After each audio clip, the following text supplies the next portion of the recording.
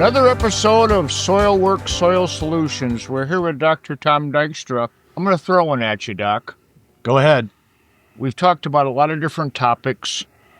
Is there anything that just comes to mind that you would like to talk about? Because you do a lot of personal consulting. Yeah. You do a lot of speaking engagements, and you get a lot of growers that are hiring you to show them the deficiencies.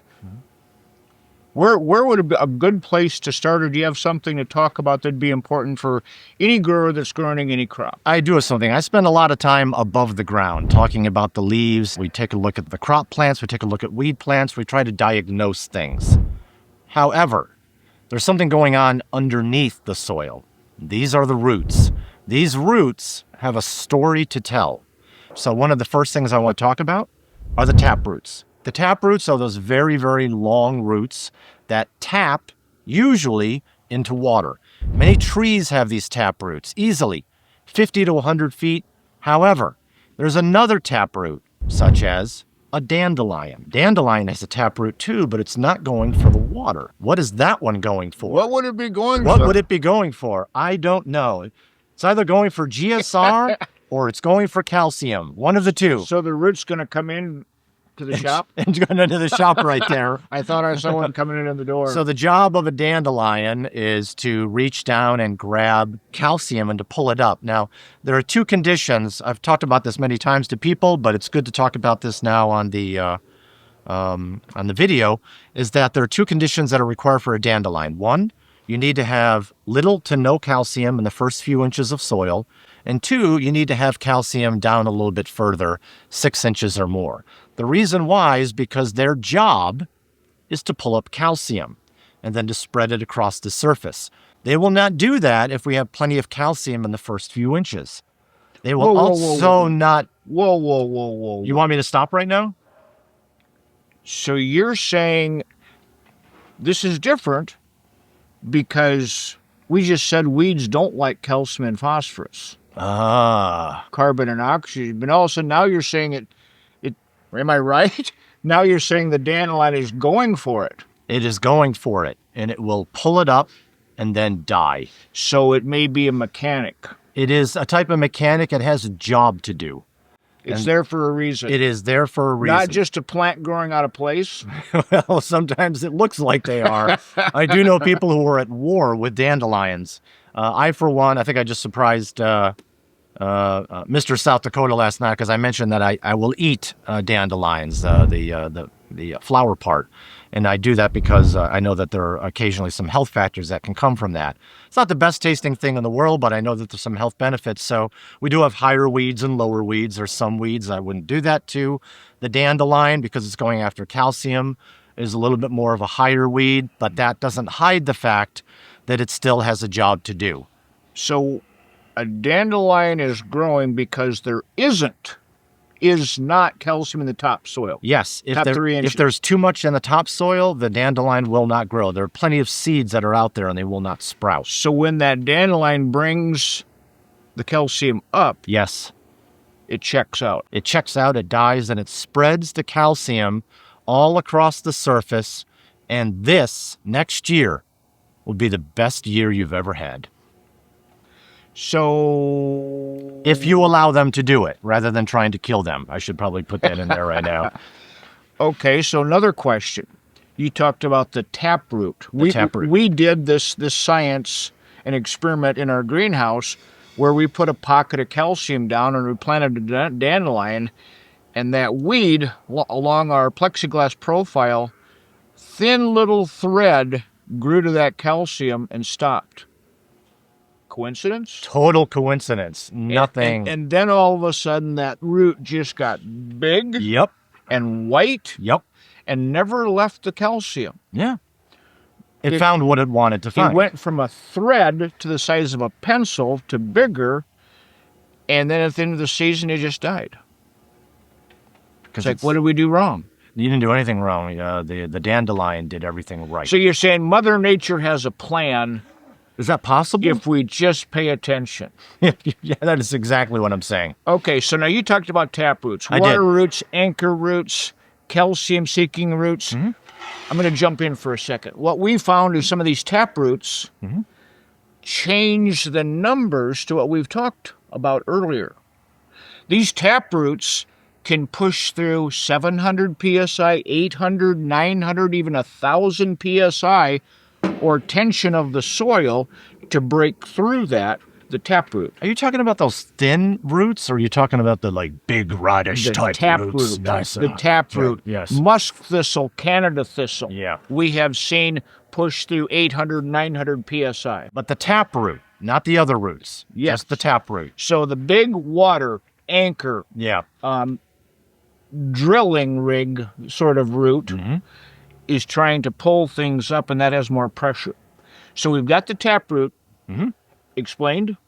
Taproot sounds good. I think they understand what a taproot is. What's the next? Is there more roots that you'd like to talk about? There are. Let's talk about a ball root. Okay, this is not a basketball, it's not a soccer ball, and it's certainly not a baseball. A ball root. A ball root. There are roots that actually form a ball. Usually the roots extend down and out. This is what we're used to seeing, whether it be a corn plant, whether it be a tree, that's what we're used to seeing. But we see ball roots occur, and some of you know where I'm going with this, with drip irrigation systems. Huh. Coincidence? Totally. It's totally a coincidence. I'm just making up everything as I go along. Well, as long as you're on a roll, keep going. Just gonna keep going. So when you have a drip irrigation system and it is truly dripping, the water is only coming out. This is obviously in very dry climates. This can be in parts of our country like Southern California, New Mexico, Arizona, Texas, things like that. And then the roots will form around where the water is because there's no reason to go anywhere else. You will see roots extend out, but they're very few and far between. It's the ball that forms. That's where all the nutrition is going because that's where all the water is going. And instead of spreading it like it would with rain, we've now got a drip irrigation system which sets up a ball root. And a ball root is not as efficient as a root system that is extending out in the way that God has ordained it to do. Would it be normal if you had rain? Would a ball root be considered a normal root growth if you had rain? No, it would not. You would have no ball roots with something like that. It doesn't want to grow back into itself. Yeah, the only ball roots that you've seen when you do have plenty of rain, and I've seen this before, is trees will wrap around a rock sometimes. And that has a ball-like appearance, but essentially they're wrapping around. Very similar to what Mr. South Dakota was talking about with the calcium, looking for the calcium and getting that source. Some trees will wrap around rocks in order to start digesting it. And so therefore you have things that resemble a ball. But generally speaking, what I'm talking about, you will find almost exclusively in a drip irrigation system. And these are potential problems that growers would like to avoid if they can. So that's another type of root. Okay.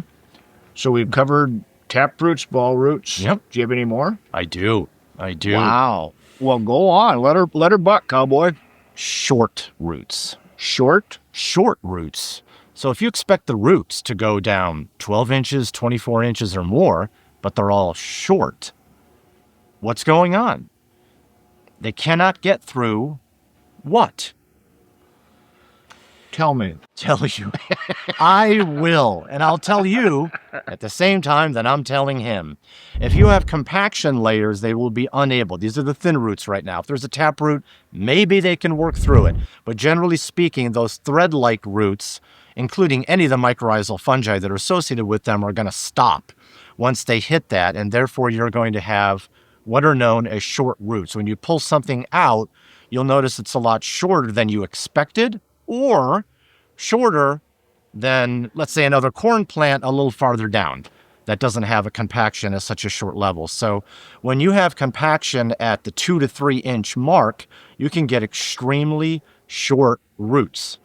And so this is a legitimate problem, and this is something to take a look at. Many of you farmers are aware of a short root problem, that it's not going to be able to stabilize itself under high wind, maybe even a good rain. There's a chance it could get washed away because it doesn't have the support that it needs in the soil. And obviously that's a compaction problem. It's not a root problem. The root problem, the short roots, are simply an effect of the compaction problems. what we've seen is when we go with the taproot, we can check the compaction, and you'll feel it and you'll see it as you're hitting these layers. And if you dig up that root, and you feel a compaction level at 6 inches, you can measure down 6 inches, and a lot of times, and I know you've seen this, you'll see a size reduction or a direction change in that root, trying to find a spot to go where it wants to go. Deeper. Yeah. Yeah. So if you don't have a penetrometer, get your neighbor to buy one, tell him you'll show him how to use it, or go grab a shovel, dig some roots off, because most of those tap roots, if it's over 700, 800, 900 PSI, they're only going to go through it when it's wet and relaxed. And when that soil tightens up, it pinches that root back. So the tap roots have a lot more strength. The ball roots are like, well, we're not going there, we're coming back home. This is base, this is safe, this is where the water is. Yeah, yeah. And where the microbes are and where the micronutrients are going to be. So, yes. Yeah. And so those feeder roots usually don't push through more than 300 PSI. Yes, yes. So when you see that, and those feeder roots normally won't grow if it's over 1.2. We've seen many times where they had bedded strawberries and they put down a dry fertilizer that was pretty much along both edges of the bed. And we're checking, and it's a 0.6, a 0.7, 0.8, and all of a sudden I get to the edge and it's a 1.8. And it's like, you don't have any roots right here. They're like, what? We're full of roots. And if you've been with strawberries, that plastic on the bed is almost sacred. You don't cut that. Yes. This farm manager pulls out his knife and cuts the X, and he's looking through there, and he's digging and digging and digging. He goes, tell me more about this. I really wasn't paying attention. Mother Nature, which you were alluding to, will tell us more. All we have to do is listen. Yes. What's growing? Why is it growing? How is it growing? What environment is it growing? And if you don't like the environment that it's growing in, or if you don't like what's growing in your environment, better said, re-engineer the environment. I like that idea. Available calcium, phosphorus, carbon, and oxygen. Change the environment will change the population of plants that are growing. Very good. Very good. With feeder roots, if I can jump in again. Please do. So if we're at 300 or close to 300 PSI, that feeder root is pushing through, but what we see is many times it's naked. In other words... This is a family show. Could you... It's without armor. And what I mean by that is, and you've seen this, the beneficial aerobic soil microbes normally can't handle much more pressure over 200 PSI. So if it's at 300, that root will still push through, but there's no colonized microbes to protect it, to feed it. Yeah, the anaerobic microbes will be around that root, which are possibly problematic because they will sometimes break that root down in order to get a food source. But anaerobics are bad, but they have their place, as I'll be talking about in the next segment. So if you've got a tree crop, yeah, you're looking at a block and you've got some trees that look really great and you've got some trees that look really bad, would it be an idea to see if there's any tension or any pressure? That would be a good idea. Would it be an idea to see if there may be a heart attack or a stroke, too much electricity? That is another good idea. Do you have any more good ideas? Yeah. What about sugar production? Sugar production. Does a stressed plant produce as much sugar than an unstressed plant? No, it does not. That's common sense because it's not, it is stressed, therefore its photosynthesis is now being totally compromised. It's not going to have the micronutrients, it's not going to have chlorophyll acting the way that it should be. Everything is not working as it should because it's stressed. We don't work well when we're stressed. And so I mean, obviously we can measure cortisol levels in us, but with plants, there are other ways to measure stress. And we see that effect, and we can see it sometimes with our eyes. We could see it sometimes with this instrumentation that we have on the table right now. But it is all there just to be looked at. So if we've got boots on the ground, you should be able to see it. Question, and I've had this asked to me. He says, we've got a nice big tree, and we see all of this tree that's out of the ground. And he says, so you, pointing at me, Mr. South Dakota, you're saying we need to have air in the soil? Because I can put my feet in the water and I can stand there for a long time and I'm fine. Why do I need air around my feet? Because I can breathe up here. And isn't a lot of the respiration of the plant above ground? Go. No, there is a significant amount of respiration that goes on below the ground. Like what? And sticking your feet in water is not necessarily a good thing. You get wrinkly toes when you do that. So well, okay. It's not like there's no side effect here, okay? Moving on. It's still a family show. We're good. We're still in the PG rating. Why does there have to be air in the soil? There has to be air in the soil because the microbes are respiring. So it is not so much... Aerobic? Yes.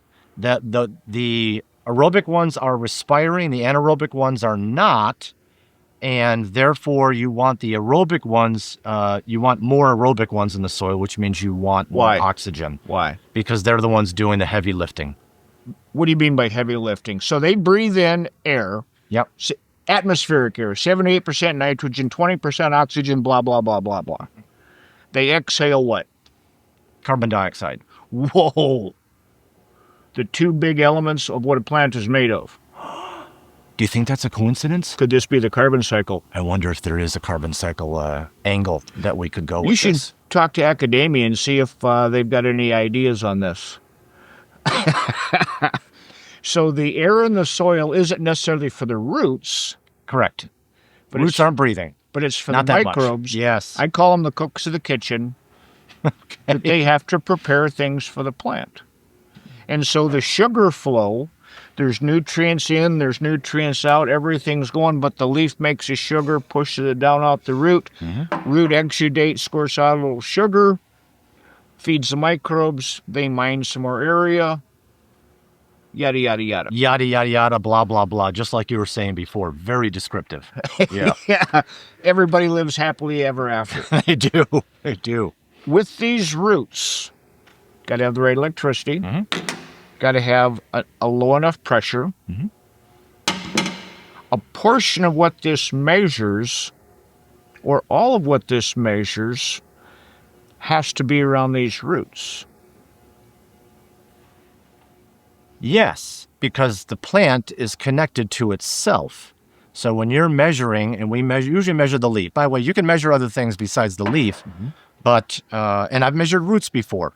And I've talked about this in some presentations. I'm not going to do it now. Measured roots, like measured linearly? Yeah, we actually dig out the roots, take the roots, squash them. Not necessarily with our hands, but I have a plant sap getting press. A sugar content. And I will squeeze the roots because I'm looking to see the Brix levels because I'm usually suspicious about something, that there may be a lack of sugar in the roots or too much sugar in the roots based upon certain factors. Yeah. And I think we all get where I was going is sugar is what the plant makes, but the plant, the soil, and the microbes within the soil have to have the components. They have to have carbon. They do. They have to have oxygen. And they have to have hydrogen. And the plant's going to feed it to them. To feed the microbes feed the plant. Yep. Bing, bang, boom. Yep. Any other type of roots, there's more. One more. Hit us. Oh, Mr. South Dakota has already alluded to this already, and this is a little bit more complex. You're going to have to rein me in on this, okay? Go slow and enunciate. Fantastic. These are bent roots. Bent roots. And he already alluded to it already. When you have roots that go down and they hit the compaction layer, they will usually bend. And this bending process is very easy to see when you're pulling out a plant. So you see the bending. This is a sure sign that you have a compaction layer. It is actually relatively common for us to see this in Florida. Now we see this, of course, up in the Midwest as well, but we see it down in Florida. And down in Florida, we have these very, very thin compaction layers, nothing like we have up here. And these compaction layers, if you break it down and you go deep enough in the soil, you see a very thin black line.